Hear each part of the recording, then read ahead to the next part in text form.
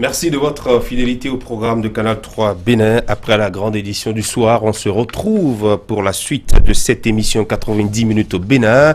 Encore 30 bonnes minutes à passer ensemble avec deux grandes rubriques. Le grand oral, dans un instant, je vais recevoir en invité Arnaud Huidissi, consultant international en gestion moderne des ports. On parlera donc de ce qu'on peut mettre dans la gestion des ports et justement revenant sur l'actualité liée donc à l'attaque des pirates. Et par la suite, ActuWeb avec Polo Aounou qui est déjà sur place. La courte transition, je vous reviens, en compagnie de l'invité du Grand Oral.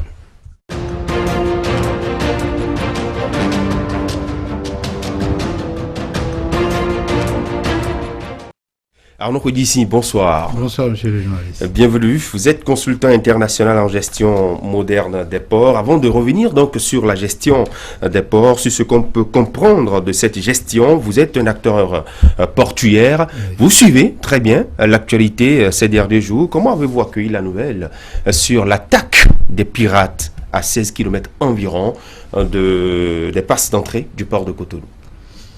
Alors, monsieur le journaliste, les pirates, on en a l'habitude. Les actes de piraterie, la piraterie maritime, ce n'est pas qu'au Bénin. Et donc, le Bureau international maritime avait recensé en 2017 180 cas d'attaques maritimes. En 2017. Contre 191 en 2016. Et donc, des efforts sont en train d'être faits au niveau de tous les ports. Et n'oubliez pas qu'à l'avènement du régime de la rupture, le président Patrice Talon a pris des mesures pour en fait renforcer la sûreté et la sécurité maritime au port autonome de Cotonou. Et donc ce qui s'est passé est dû à l'entêtement de ces bandits de mer qui ne veulent pas déchanter. Mais je vous rassure que les dispositions sont prises pour décourager à jamais et ces gens d'actes. Justement, quand on parle de pirates, on voit tout de suite ces personnes-là qui viennent s'attaquer aux navires. Oui. Que viennent-ils chercher? Ben, naturellement, ils sont à la recherche du gain facile.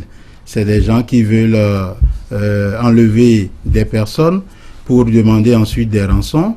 C'est tout à fait naturel, c'est un peu leur domaine de prédilection.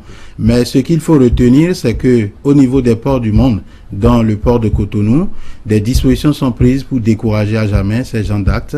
Et en matière de sûreté et sécurité maritime, il faut noter que comment on appelle, l'espace maritime béninois est sous haute surveillance.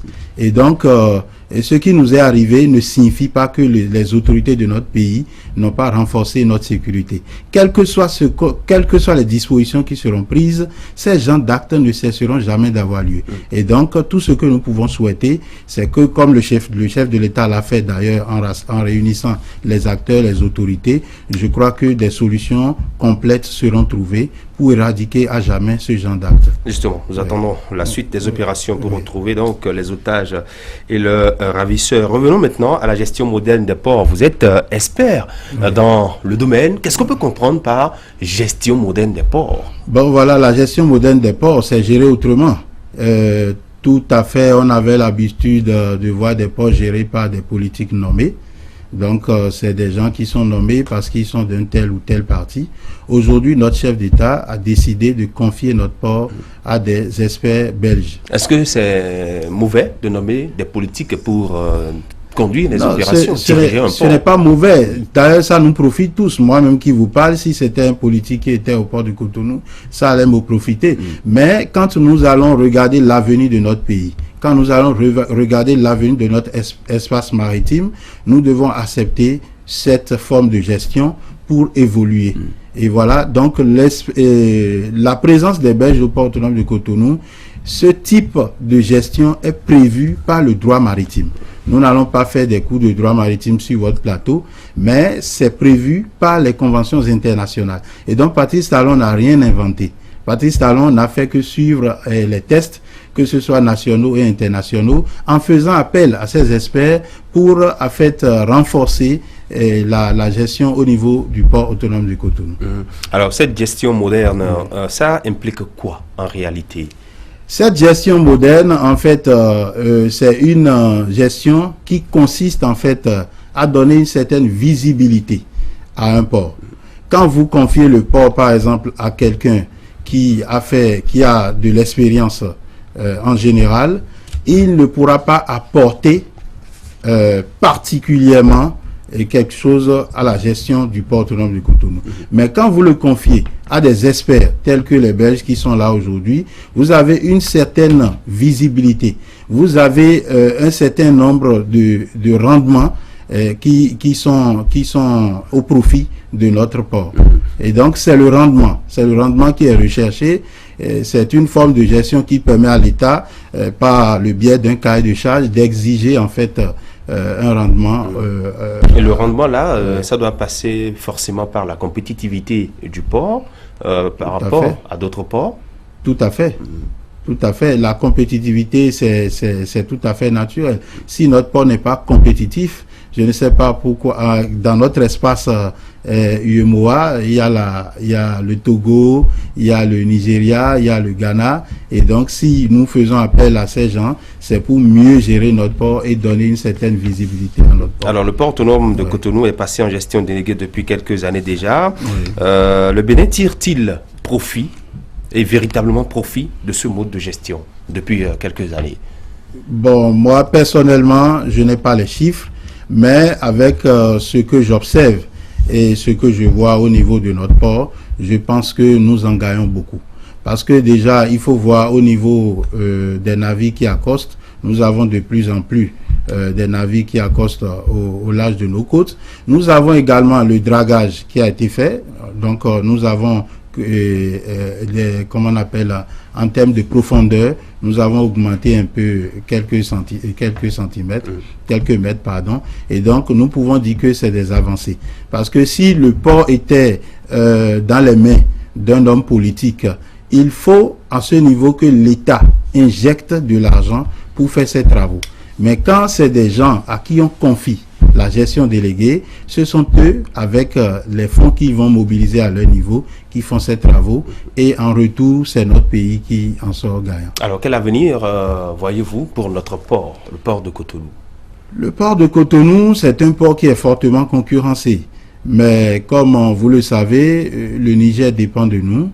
Le Burkina Faso aussi dépend de nous. C'est vrai que ces derniers jours, avec la fermeture de notre frontière, nous avons entendu des rumeurs. Mais quand vous allez dans l'enceinte portuaire, vous allez remarquer que rien n'a changé en fait. Donc l'avenir du port autonome de Cotonou, je pense que le port autonome de Cotonou a un avenir radieux. D'ici quelques années, nous allons remarquer quand même que le port va connaître encore une ascension terrible.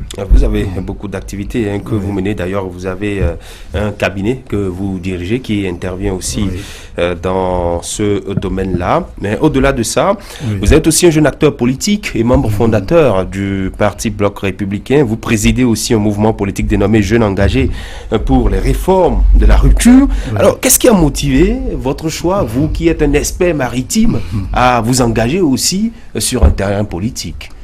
Bon, il faut remarquer que sans la politique, vous ne pouvez pas apporter grand-chose à votre pays. Et même si vous êtes expert, vous êtes consultant, vous devez vous intéresser à la chose politique. Et moi, ce qui m'a un peu amené en politique, c'est la création du bloc républicain. Et dès que ce parti a été créé, j'ai su tout de suite que c'était le parti de la jeunesse. Et que dans ce parti, nous pouvions, nous les jeunes, militer et avoir notre place en politique.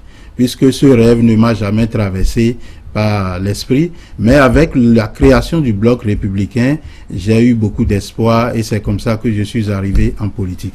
Je salue d'ailleurs le leadership de l'honorable Dominique Atchaoué, de la 23e circonscription électorale, puisque je suis de la 23e circonscription électorale. Je salue son leadership. Voilà un jeune qui a pu décrocher 2 sièges sur 4, puisque c'était pas évident. Vous étiez à ses côtés aussi bon, j'étais pas directement à ses côtés, j'étais aux côtés de Kakai Rodi Glele, qui était troisième sur la liste. Mais bon, que je sois à ses côtés ou pas, j'ai travaillé pour le Bloc républicain. Et il faut noter que des efforts ont été faits. Il faut vraiment saluer ces jeunes-là qui ont beaucoup fait pour le Bloc républicain dans la 23e circonscription électorale. Ce qui nous a permis d'ailleurs de décrocher ces 2 sièges. Le maire de Boïcon est de l'Union progressiste, le maire d'Abomey pareil, le préfet, les cadres à divers niveaux, les prestataires qui vont au niveau des mairies et de la préfecture pour trouver des contrats sont aussi dans l'Union progressiste. Malgré cela, les gens ont pu décrocher, je ne dirais pas les gens, l'honorable Atchaoui a pu décrocher les 2 sièges. Et je pense que les autorités... C'est-à-dire que c'est parce qu'il est aimé par la population, ou bien il avait quand même un projet... Bon, je pense qu'il a une vision. Défendre solidement. Je pense qu'il a une vision. Et je pense qu'il a une vision, et c'est pourquoi je dis les jeunes doivent s'engager en politique. Les jeunes doivent, tout le monde est utile pour son pays. Et je pense que si peut-être on n'avait pas mis un jeune à la tête de cette de cette liste, peut-être qu'il y aurait eu des résultats, et même pas avec cet engouement.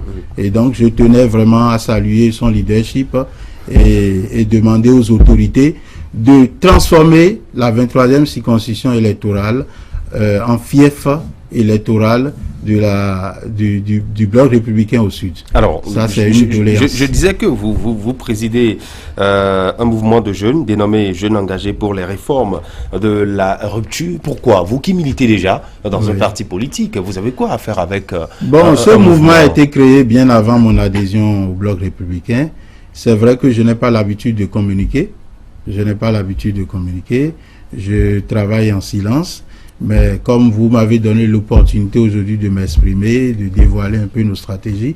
Bon, au fait, c'est un mouvement pour un peu intéresser la jeunesse à tout ce que le président de la République entreprend comme réforme.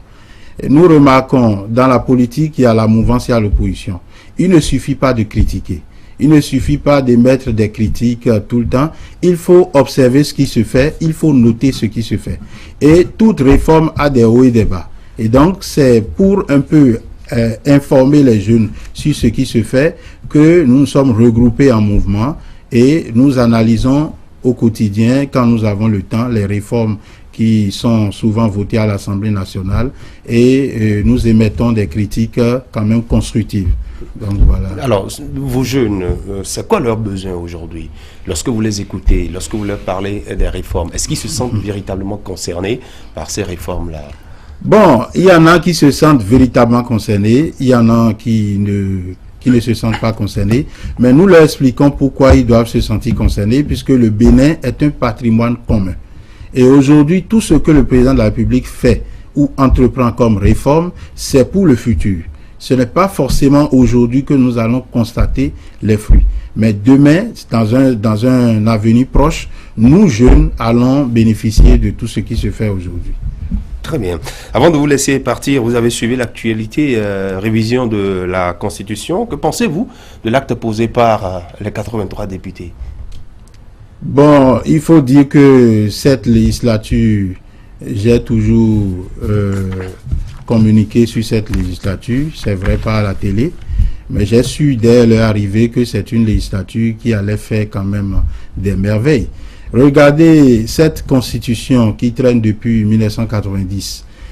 C'est une fierté pour nous Béninois de dire qu'on ne touche pas à notre loi fondamentale. Mais autour de nous, des pays qui ont plus que nous, des pays qui sont plus développés que nous, touchent leur constitution pour améliorer un peu la gouvernance au niveau de leur État. Et c'est nous qui nous targuons de ne pas vouloir toucher notre constitution. Je pense que c'est un acte fort. Et il faut louer cet acte que cette 8e législature a posé. Ok. Approuvez-vous toutes les nouvelles dispositions?